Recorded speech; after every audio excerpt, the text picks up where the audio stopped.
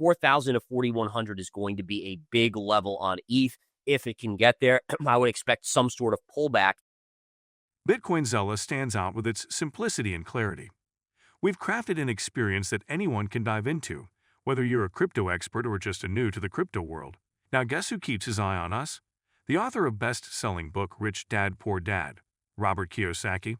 And we want to take this opportunity and thank all the people who trusted us, and we read every comment. And the best part, it's free. Subscribing now means you will get all new information for free. Don't just follow the trends, stay ahead of them. Subscribe to Bitcoin Zella today and enjoy the new edge. Gareth Soloway breaks down Bitcoin's next big move, charts, and crypto trends. Is a crash or rally coming? Let's dive in. Bitcoin is flattish on the day. This again is the dominant candlestick. So again, remember, it has nothing to do with my preconceived belief in Bitcoin long-term or where I think it is short-term or my belief that the stock market continues to be a little bit overvalued. That has nothing to do with my charting. The charting is simple. What is this? In textbooks, this is what we call a topping tail. It is a reversal bearish signal until proven otherwise. How does it get proven otherwise? You close above the topping tail high, then it's negated, then it can continue its merry way to 125, 130, whatever it may be. But until that happens, this would be a bearish signal to the downside. By the way, the legislation for crypto did pass. Notice that, again, really no movement, meaning that this was already factored in to the charts. So again, nothing there, but just keep an eye on this. Technically, you would have a slight negative bias as long as this candle holds true. Ethereum, let's look at ETH here.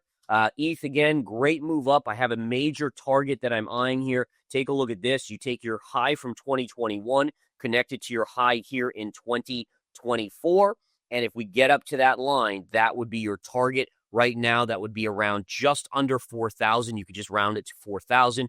That would be resistance. And then just above that, you have all these tops as well. So 4,000 to 4,100 is going to be a big level on ETH. If it can get there, I would expect some sort of pullback, even if down the line it continues higher. Robert Kiyosaki, author of Rich Dad, Poor Dad, has issued a stark warning that Bitcoin, gold, and silver could all be heading toward a massive bust. Speaking on Monday, Kiyosaki claimed that bubbles are about to start busting, and when they do, the odds are high that even hard assets like Bitcoin won't be spared. He said that's when it'll start buying after the crash hits. Just last week, Kiyosaki was celebrating Bitcoin's all-time high above $120,000, calling it bad news for those who never pulled the trigger on buying in. But even then, he cautioned against overconfidence, stating pigs get fat, hogs get slaughtered, before saying he'd buy only one more Bitcoin and then pause until he understands the direction of the broader economy. Some see his latest warning as inconsistent. Earlier this month, he criticized clickbait losers who repeatedly predict a Bitcoin crash just to scare off speculators. While some investors take his words seriously, others remain skeptical, especially given Kiyosaki's long history of predicting crashes that never came. Experts remind investors to do their own research. Despite bubble talk, Bitcoin continues to follow its historic 4-year cycle. If history repeats, 2025 could be the year it peaks, possibly reaching between $130,000 and $200,000 before the bull market ends. XRP, I wanted to bring this to your attention. XRP has had an amazing move. Take a look at this, guys. Incredible rally from the June 23rd low. This has gone up 92%. Incredible rally, but it has slammed into resistance on a technical analysis basis. High pivot from 2021 connected to the high pivot from 2025 January. And what did we just pierce? Right there. So you would expect a pullback. I would say the pullback should be probably about, the big support is going to come in right here, around $3 to $2.95. So again, considering it's had such a run, that would just be your run-of-the-mill correction there. Next up on the gold side, let's take a look at gold. Gold is just so amazingly stubborn in terms of just holding up. It's honestly impressing me to the nth degree. I think that if anything we see, even if it does flush out down here, this is the way it's acting is just continued credence that it is going higher longer term. So even if it has a correction, I mean, really, this would be what, 10% correction after an incredible run here. I mean, you go back here, right? I mean, this is really the start of the bull run, this bull run, I should say, when we were at $2,000. So it goes up. What is that? Let's do a measurement here. If we look at this. So the stock rallied almost in a straight line, 75%, a 10% correction, and then probably up. That would be the best case on the downside. I'd be a buyer here as long as this level holds. This would be a huge buying opportunity. But I still have to give it credence. I mean, maybe it never breaks down. Maybe it breaks above here. Just the mere fact that it's risk on in the markets and gold continues to hold up is just so impressive. I have to, again, I'm just very, very impressed. That's all I can say. Okay, next up, we have silver. Silver's creeping up. This will be resistance. We know this is your longer-term trend line at 39, just above 39. The trend line goes back to December of 2022. And again, if we tag that and can break that, the next leg up begins. Where would it potentially go? Let's zoom out. Well, you have a pivot up here at $44. $44 would be your next resistance, followed by basically $48 to $50, double top on that. So again, those would be your levels to watch. Remember, it must take out this 39, low 39 area to get that momentum in there. All right, and then of course we want to go into oil real quick. Oil is still holding inside the bear flag. Here's your upside down flagpole, inside bar chop. It's still holding on.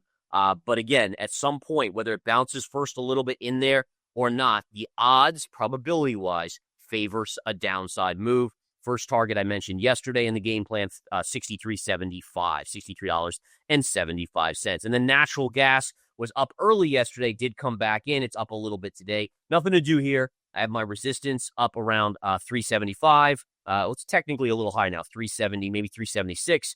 And this support is around 319 to 320 down here. So again, it's kind of in between levels, closer to the upper range of resistance, but nonetheless, it is continuing to kind of just hold here. Let's go back to the ES futures and just take a look. Doesn't look like we've changed much in the last little bit here as we continue to just chop sideways, basically flattish on the day. But I would just say, so number one, today's options expiration. Number two, we have to monitor and see, okay, once the market opens, do we get that gentle float up like we've seen so many days? Oftentimes, the first 30 minutes, you'll see selling pressure. That's institutional money selling into retail when there's the best volume of the day. The institutions take advantage of that because otherwise there's not enough liquidity for them to get out anything significant.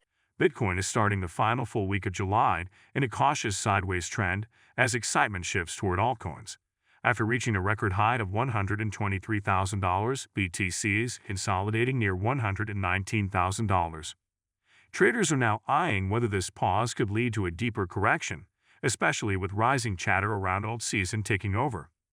Altcoins like Ethereum and XRP have been gaining traction, pushing Bitcoin's market dominance down sharply from 66% to near 60%, the lowest since March. This has fueled speculation that a full-blown alt season might already be underway.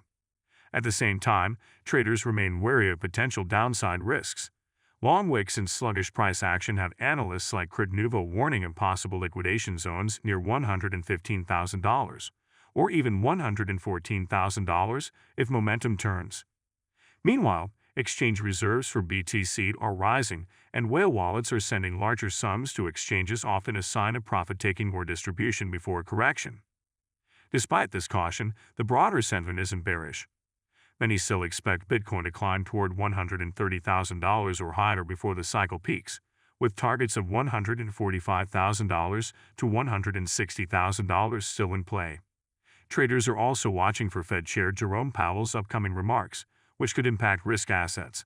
For now, all eyes are on altcoins as Bitcoin holds steady, waiting for its next move. If you've been with us so far, a big thank you. Don't forget to subscribe for free to Bitcoin Zella for your daily news. The link is waiting below. That's all for today's crypto news. Stick around for more updates, insights, and analysis on cryptocurrencies.